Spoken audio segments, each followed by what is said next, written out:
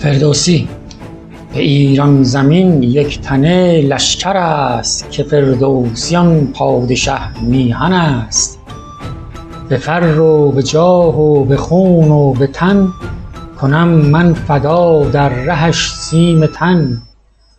چو شمعی شوم در رهش سوختن، به روح و به جان دل بر او دوختن.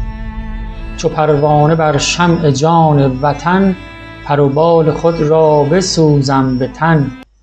که شاپور هر دم در این ره بود، به شاگردیش همچو یک شه بود.